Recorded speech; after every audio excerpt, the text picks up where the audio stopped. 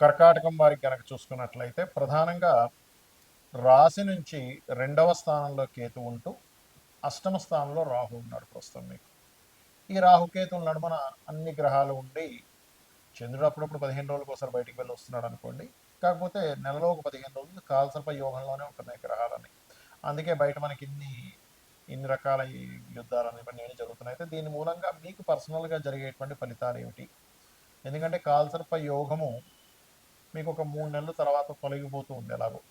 అయితే ఈ తొలగిపోయే క్రమంలో రాహుకేతువుల దగ్గరికి కేతువు దగ్గరికి ప్రధానంగా రవి వెళ్ళి చేరుతాడు. దాని తర్వాత గురువు వెళ్ళి చేరుతాడు కేతు దగ్గరికి.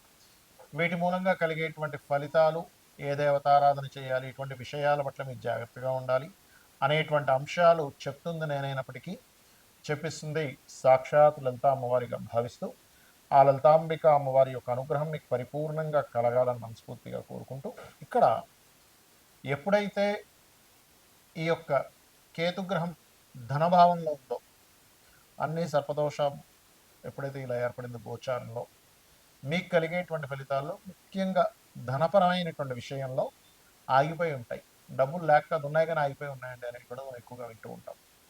కావున మీరు ఏం చేస్తారంటే రోజు గణపతి ఆలయం కానీ సూర్య ఆలయం కానీ ఉన్నట్లయితే వెళ్తూ ఉండండి. ఇందులో ప్రధానంగా మీకు సూర్య భగవానుడు ఆగస్టు 15 నుంచి సెప్టెంబర్ 15 మధ్యలో 2వ భావంలో తన స్వక్షేత్రంలోకి వస్తున్నాడు. ఆ సమయంలో మీరు చేసేటువంటి సూర్య ఆరాధన కానీ గణపతి ఆరాధన కానీ మరింత విశేషంగా పూర్తిగా ఇంక ఈ ధనం రాదు మనకి అని అనుకునేటువంటి కూడా రావడానికి చాలా అనుకూలిస్తాడు, గుర్తుపెట్టుకోండి. అయితే కొంత గవర్నమెంట్ కాంట్రాక్ట్స్ తండ్రితో కానీ లేకపోతే కొంత రిలేషన్స్తో కూడా చిన్నపాటి ఎడబాటును కూడా ఇస్తారు అక్కడ. మరలా ఇదే 2వ భావంలో ఉండే కేతువు దగ్గరికి గురువు వస్తాడు నవంబర్ మాసంలో. నవంబర్ 1వ తేదీ నుంచి 25వ తేదీ వరకు గురుకేతువులు కలిసి ఉంటారు. దీని మూలంగా కూడా కొంతవరకు ఈ లగ్నానికి శుభుడే గురువు, ఇన్ని రోజులు రాశిలో ఉండేటువంటి గురువు 2లోకి వెళ్తాడు. దీని మూలంగా కొంత ధనపరమైన విషయాల్లో కొంత చికాకులు క్లియర్ అవ్వడము, కుటుంబ వ్యవహారాల విషయంలో చిన్న చిన్న మనస్పర్ధలు, విభేదాలు ఉండేటువంటి ఆ యొక్క విభేదాలు తొలగిపోవడం అనేటువంటిది ఇస్తుంది.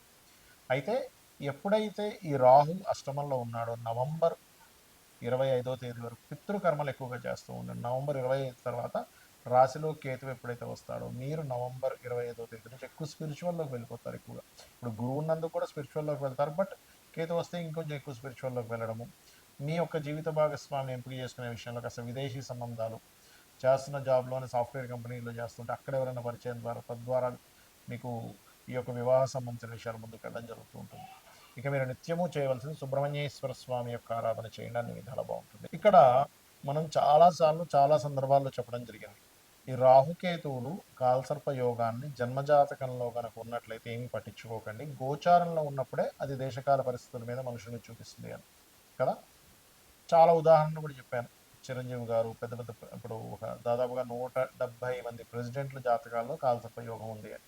ఇది జన్మజాతకంలో ఉంటే మనందరం ఏంటంటే కాలసర్ప యోగం ఉంది, జీవితం ఏమైపోతుందేమో అనుకుంటూ ఉంటాం. మెగాస్టార్ చిరంజీవి కూడా ఉందని చాలాసార్లు చెప్పాను. కాబట్టి ఇది ఎందుకు గుర్తు చేస్తున్నా అంటే నేను మీకు గోచారంలో కాలసర్ప యోగం రావడం వేరు, జన్మజాతకానికి రావడం వేరు.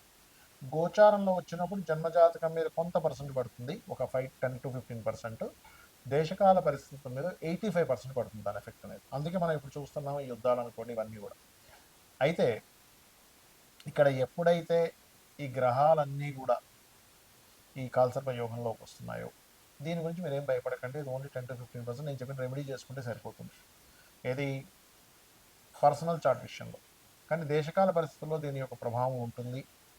మరియు ఇది కాకుండా సర్పదోషం అంటారు, అది వేరు. కాలసర్పదోషంలాగా గ్రహాలన్నీ అసలు కాలసర్పదోషం అంటే ఏంటి, రాహు కేతు 180 degreesలో ఒకదాని కూడా ఆపోజిట్లో ఉండగా గ్రహాలన్నీ చంద్రుడితో సైతం అన్ని గ్రహాలు ఒకవైపు వచ్చేసేయాలి, వన్ సైడ్ మొత్తం ఖాళీగా ఉండాలి. అలా లేకుండా కూడా కొంతమంది ఒక గ్రహం 2 గ్రహాలు బయట మీకు కాల్సర్ప యోగం ఉంది, దోషం ఉందని భయపెడుతూ ఉంటారు. అటువంటివి పట్టించుకోకండి దయచేసి. ఒకవేళ మీకు అంతగా కాల్సర్ప యోగం ఉందని భయం వేస్తూ ఉన్నట్లయితే చక్కగా మీరు కాళహస్తికి వెళ్ళి స్వామివారిని దర్శనం చేసుకుని అక్కడ రాహుకేతు పూజ చేసుకోండి, లేదా మీ ఇంటికి దగ్గరలో రావి చెట్టు కింద సర్పాలు ప్రతిష్ఠ చేసిన ఉన్నట్లయితే వాటి మీద పసుపు కుంకుమ గంధం కలిపిన వాటర్ వేయండి, సరిపోతుంది. అయితే ఈ నార్మల్ సర్పదోషాలు ఏమిటి చూసుకున్నట్లయితే శనికేతువులు సర్పదోషం కలిసి ఉంటాయి. దీనికి ఏం చేయాలి పరిహారం కూడా చెప్తాను. కుజరాహువులు, శుక్రకేతువులు, రవిరాహువులు, శని రవి, కుజాబుధ, అదేవిధంగా బుధుడు కేతు, అది స్వల్పమే, పెద్ద కాదు. ఈ రకంగా కొన్ని కాంబినేషన్స్ ఉంటాయి. చంద్రుడు రాహు, అదేవిధంగా శని రాహు, స్తపత యోగం కూడా అంటూ, స్తపత దోషం అని కూడా అంటూ ఉంటారు, యోగము దోషం రెండు అంటూ ఉంటారు. ఈ రకంగా ఇది కూడా ఇస్తుంది. ఇది సర్పదోష సంబంధించిన కాంబినేషన్స్. దీనికి ఏం చేయాలి అంటే, మీకు దగ్గరలో ఇప్పుడు ఆలయాల్లో చూడండి రావి చెట్టు ఉంటుంది. రావి చెట్టు కిందని సర్ప ప్రతిష్ఠ చేసి ఉంటాయి. అక్కడికి వెళ్ళి వాటి మీద పసుపు కుంకుమ గంధం కలిపిన నీటిని అభిషేకంగా వేసి ఒక 11 ప్రదక్షిణాలు కానీ 21 కానీ 41 కానీ చేసి ఆలయంలో ఒక 5 నిమిషాలు కూర్చోండి. మీకు ఆ దోషం ఏదైతే ఉందో తొలగిపోతుంది. అందరూ చేయవలసింది, ఎందుకంటే కాలసర్ప యోగంలో గ్రహాలన్నీ ఉన్నాయి కాబట్టి. ఇక మరొక విషయం ఏంటంటే, ఎప్పుడైనా సరే ఈ కాంబినేషన్స్ ఉన్నప్పుడు మనం ఏదో అయిపోతుందని కాదు, ఆ యొక్క విషయంలో ఎటువంటి విషయం అంటే ఎటువంటి జాగ్రత్తలు తీసుకుంటే మంచిది అని. ఉదాహరణకి శనికేతువులు ఉన్నారు. మీరు వ్యాపారంలో మీ కాన్సన్ట్రేషన్ ఎక్కువ చేయాలి ఉద్యోగం కంటే కూడా. ఉద్యోగంలో ఎక్కువ కాన్సన్ట్రేషన్ చేస్తే అంత పెద్దగా కలిసి రాదు, ఉద్యోగం కూడా చేయబుద్ధి అవ్వదు ఈ కాంబినేషన్ ఉన్నప్పుడు. కుజరాహులు ఉన్నారనుకోండి మీ జాతకంలో, వాహనం మీద వెళ్ళినప్పుడు ఎక్కువ స్పీడ్గా వెళ్ళకూడదు, అంటే సర్పదోషం ఆ రూపంలో అటాక్ చేస్తూ ఉంటుంది. చంద్రరాహులు ఉన్నారు, నీటి ప్రదేశాలు వెళ్ళినప్పుడు జాగ్రత్తగా ఉండాలి. అతి మంచితనంతో నమ్మి ఎవరికైనా మనీ ఇవ్వడం ద్వారా, అది ముఖ్యంగా ధనస్థానంలో ఉంటే ధనం మోసపోవడం జరుగుతూ ఉంటుంది. అలా కాకుండా కుజబుద్ధులు ఉన్నారు, మనకు ఒక్కొక్కసారి అవతల వాళ్ళతో మనకి ఎటువంటి పని ఉంది, రిలేషన్ ఉంది, ఏమి తెలుసుకోకుండా ఆర్గ్యూ చేస్తూ ఉంటాం. ఆర్గ్యుమెంట్ జోలికి వెళ్లకుండా ఉండగలిగితే మీకు ఈ సర్పదోషం అనేటువంటిది ఇబ్బందిని ఇవ్వదు, గుర్తుపెట్టుకోండి. అలాగే శుక్రకేతువులు, అమ్మవారి ఆరాధన చేస్తే ఈ దోషం పోతుంది, సర్ప ఆరాధన చేస్తే పోతుంది, లేదా సర్ప ప్రతిష్ఠ చేసినా సరే పోతుంది. వీటన్నిటికీ కూడా సర్ప ప్రతిష్ఠ చేయాల్సిందే. అయితే ఇక్కడ రాహుతోని కేతుతోని కాంబినేషన్ కనుక ఉన్నట్లయితే మరింత ఎక్కువగా ఉంటుంది ప్రబలంగా. అదేవిధంగా రాహు మేషరాశిలోని లేదా సింహరాశి, వృశ్చిక రాశిలో ఉన్న సర్పదోషంగా చెప్తూ ఉంటారు. సింహరాశిలో ఉంటే పితృదోషంగా చెప్తూ ఉంటారు. రాహు కానీ శని కానీ కలిసి ఉంటే ఇంకా ఎక్కువ పితృదోషంగా చెప్తూ ఉంటారు. అలాంటప్పుడు అటువంటి పితృదోషాలు ఉన్నా కూడా స్త్రీ జననం జరిగితే దోషం పోతుంది. ఒక్కొక్క దానికి ఒక్కొక్క ఎగ్జంప్షన్ అనేటువంటిది ఉంది. ఏమి చేస్తే ఏమి క్లియర్ అవుతుంది, లైఫ్లో ఇటువంటి మలుపు తిరిగినప్పుడు ఇటువంటి ఫలితాలు వస్తాయి అనేటువంటిది. రవిరాహుల కాంబినేషన్ ఉన్నప్పుడు ఎక్కువగా ఈ ఫుడ్ విషయంలో జాగ్రత్త పడాలి. అంటే మనం తీసుకునేటువంటి ఫుడ్ ఎలాంటిది తీసుకుంటున్నాం, ఎందుకంటే ఇది డైజెషన్ సిస్టమ్ని పాడు చేసుకుంటూ వెళ్తూ ఉంటుంది ఆ దోషం అనేటువంటిది. ఆ రకంగా శని, ఒక్కొక్క గ్రహము ఒక్కొక్క ఫలితాలను ఇవ్వడం. శని రాహువులు అంటే ఇదేంటంటే, శని రాహువులు ఉన్నప్పుడు చిన్న స్టేజ్ నుంచి ఎదుగుతూ ఉంటాడు, పట్టుదలతో వెళ్తూ ఉన్నట్లయితే బాగుంటుంది, కానీ జాబ్లో ఎక్కువగా ఇక్కడ సక్సెస్ అవుతూ ఉంటారు.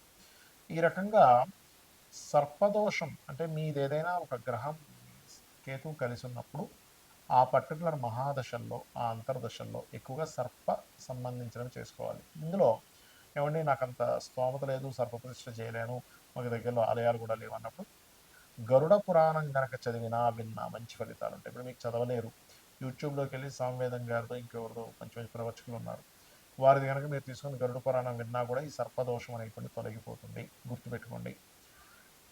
అలాగే ఈ దేశకాల పరిస్థితుల వల్ల కూడా ఇక్కడ ఎప్పుడైతే ఈ కాలసర్ప యుగంలో ఉన్నాయో విపరీతమైన వర్షాలు, జలప్రలయాలు, వైరస్లు, మరియు అదేవిధంగా ఈ నోట్ల రద్దు, ఈ కరెన్సీ రూపు మారడం, రద్దు కంటే కూడా చెప్పాలంటారు, కరెన్సీ రూపు మారడం, డిజిటలైజ్డ్కి ఎక్కువగా ప్రాధాన్యత ఇవ్వడం, కోర్టు కొన్ని కొన్ని విషయాల్లో అసలు ఏమిటి, అసలు ఇట్లాంటి తీర్పులు ఇస్తుంది ఏంటి అని ఆశ్చర్యపోయేటువంటివి కొన్ని. ఎలా అంటే మనకు రిజర్వేషన్స్ కూడా మార్పు రావడం అనేటువంటిది జరగనుంది.